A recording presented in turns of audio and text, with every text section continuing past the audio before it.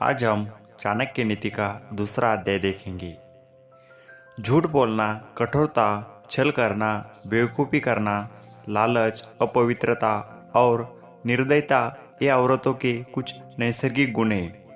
भोजन के योग्य पदार्थ और भोजन करने की क्षमता, सुंदर स्त्री और उसे भोगने के लिए काम, शक्ति, पर्याप्त धनराशि तथा दान देने की भावना, ऐसे संयोग का होना सामान्य तप का फल नहीं है। उस व्यक्ति ने धरती पर ही स्वर्ग को पाया है जिसका पुत्र आज्ञाकारी है, जिसकी पत्नी उसकी इच्छा के अनुरूप व्यवहार करती है, जिसे अपने धन पर संतोष है।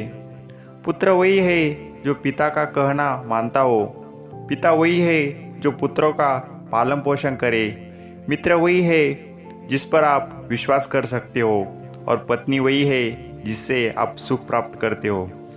ऐसे लोगों से बचे जो आपके मुंह पर तो मीठी बातें करते हैं, लेकिन आपके पीछे आपको बर्बाद करने की योजना बनाते हैं। ऐसा करने वाले लोग तो उस विष के घड़े के समान है जिसकी ऊपरी सतह दूध से भरी होती है।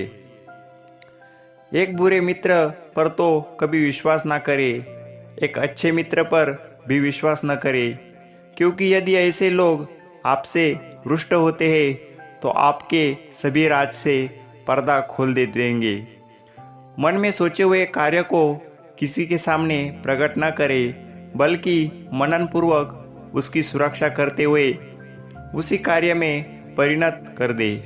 मूर्खता दुखदायी है, जवानी भी दुखदायी है, लेकिन इनके सबसे कहीं ज़्यादा दुखदायी किसी दूसरे के घर जाकर उसका एहसान लेना है।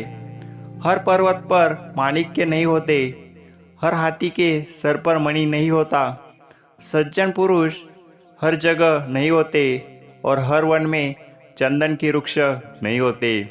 बुद्धिमान पिता को अपने पुत्र को शुभ गुणों की सीख देनी चाहिए, क्योंकि नीतिज्ञ और ज्ञानी व्यक्तियों को ये कुल में पूजा होती है।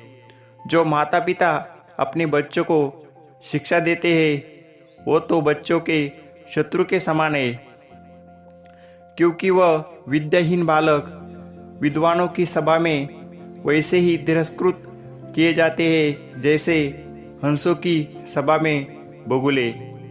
लाड़ प्यार से बच्चों के गलत आदतों की गलती है, उन्हें कड़ी शिक्षा देने से अच्छी आदतें सीखते हैं। इसलिए बच्चों को जरूरत पड़ने पर भी दंडित कर दे, ज़्यादा लाड ना करे।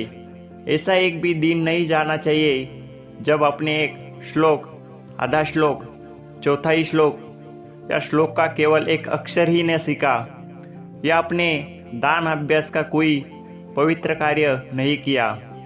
पत्नी का वियोग होना, अपने ही लोगों से बेइज्जत होना, बचा हुआ ऋण, दुष्ट राजा की सेवा करना, गरीबी एवं दरिद्रों की सभा में 6 बातें शरीर को बिना अग्नि के ही जला देती है। नदी किनारे वाले वृक्ष, दूसरे व्यक्ति के घर में जाने अथवा रहने वाली स्त्री एवं बिना मंत्रियों का राजा, ये सब निश्चित ही शीघ्र नष्ट हो जाते हैं। एक ब्राह्मण का बल तेज और विद्या है, एक राजा का बल उसकी सेना है, एक वेश्या का बल उसकी दौलत है, तथा एक शूद्र का बल उसकी सेवा परयता है। वेश्या को निर्धन व्यक्ति को त्याग देना चाहिए, प्रजा को पराजित राजा को त्याग देना चाहिए, पक्षियों के फलरहित वृक्ष को ही त्याग देना चाहिए, एवं अतिरिक्त को भोजन करने से पश्चात मेजबान के घर से निकल देना चाहिए। ब्राह्मण दक्षिणा मिलने के पश्चात अपने यजमानों को छोड़ देते हैं। विद्वान विद्या प्राप्त करने के बाद गुरु को छोड़ देते हैं, और पशु जल हुए वन में त्याग देते हैं। जो व्यक्ति दुराचारी एवं बुरे स्थान पर रहने वाले मनुष्य के साथ मित्रता करता है वह शीघ्र नष्ट हो जाता है। प्रेम और मित्रता बराबर वालों के अच्छी लगती है। राजा की यहाँ नौकरी करने वाले को सम्मान मिलता है। व्यवसाय में वाणिज्य सबसे अच्छा है एवं उत्तम गुणों की वाली स्त्री आपके घर में सुरक्षित रहती है।